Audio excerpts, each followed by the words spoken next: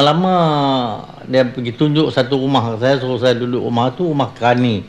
Kata ada gila saya nak pergi duduk rumah macam ni. Saya ketua menteri, wakil rakyat, engkau nak bagi rumah kerani saya duduk. Saya tak mau. Tak mau dia bagi rumah yang duduk oleh Menteri Besar Selangor dulu ni, Raja Uda, di Hos Road, nombor 1 Hos Road. Saya duduklah rumah tu besar, elok, lapang. Satu malam dia hujan. Hujan dia tirih turun habis. Saya basah tempat tidur, pindah tempat tidur sana, pindah ke sini, tak terlepas daripada hujan juga. Di malam tu juga saya sumpah. Pasal mula saya janji lepas pilihan raya saya mau merdeka dalam tempoh 4 tahun. Itu masa saya dah basah hujan malam tu, saya kata 4 tahun pun tak patut orang macam ni perintah dengan keadaan zalim. Saya potong 2 tahun. Saya esok berjumpa dia orang, saya kata apa buat macam ni saya macam ni. Lah ni saya janji nak tuntut merdeka 4 tahun, sekarang saya potong pula 2 tahun, jadi 2 tahun saya mau merdeka. Jadi itulah yang kita tuntut merdeka pada tahun 57. Lepas tu kita dah jalan pemerintahan tu. Itulah satu masa yang penting dalam sejarah kita, negeri kita ini, iaitu saya terima surat daripada Cintian. Cintian dia katakan pegawai kanan Ching Peng minta nak jumpa dengan saya. Kalau saya bersetuju, masukkan dalam akhbar, dalam ruangan advertisement. Saya pun pergilah jumpa dengan High Commissioner, bagi tahu hal-hal ini semua.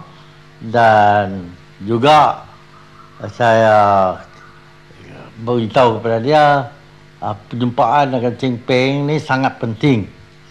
Jadi saya mau nak jumpa dengan dia, dapat kebenaran kerajaan British kerana dia memerintah negeri ini, saya akan jumpa. Dia tak bersetuju. Saya jumpa Ching Peng. Habis tu saya kata bersetuju tak bersetuju, saya mesti jumpa dia. Kalau itu dia kata beginilah, dia nanti atur satu hari suruh saya jumpa dengan semua dia punya general, admiral, semua pegawai askar dia ni semua. Jumpa dengan Governor Singapura, dengan Commissioner General Singapura,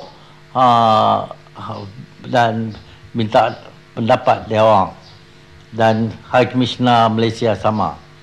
Jadi apabila saya fikirkan ni, saya seorang nak berjumpa dengan pegawai besar dia semua, apa caranya yang saya nak boleh mendapat kemenangan. Jadi dengan itu saya telefon dekat David Marshall, minta dia datang sama sebagai kawan dengan saya supaya dapat kita bercakap. Jadi apabila David Marshall pun bersetuju, dan pada petang itu saya sampai Singapura, terus pergi rumah Governor Singapura, resident Governor Singapura, dan di situ jumpalah dengan pegawai besar-besar dia, rumah General, Admiral, dengan High Commissioner, Commissioner General, dan David Marshall ada situ. Apabila bercakap tu, dia orang bangkang tak bagi saya jumpa. Saya kata macam mana boleh bangkang tak bagi saya jumpa? Kita duduk berlawan dengan Ching Peng nak jumpa dengan saya. Kita kena ambil tahu apa kehendak dia. Dan ni, jadi David Marshall telah masuk belah dia sama. Tinggal saya seorang, lawan dengan British, lawan dengan David Marshall pula. Jadi akhirnya dia orang bersetuju saya jumpa kerana saya nak jumpa juga. Tapi syaratnya tak boleh ambil keputusan dengan Ching Peng. Saya kata saya tahu mana komunis pernah buat keputusan apabila berunding dengan orang lawan dia tu. Jadi saya bimbang. Nombor 2, jangan saya berjabat dengan Ching Peng. Saya gaduhlah hal itu. Jadi dah bersetuju jumpa. Petang tu naik kereta api daripada Singapura terus mari ke Sebarang Pai. Apabila sampai Sebarang Pai, naik motorcar terus pergi ke Baling. Di sekolah Inggeris Baling itu, di situlah tempat kita nak berjumpa.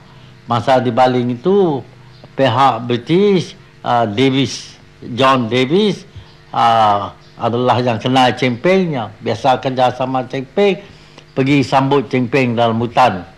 Dah tempat-tempat dah tentu dah.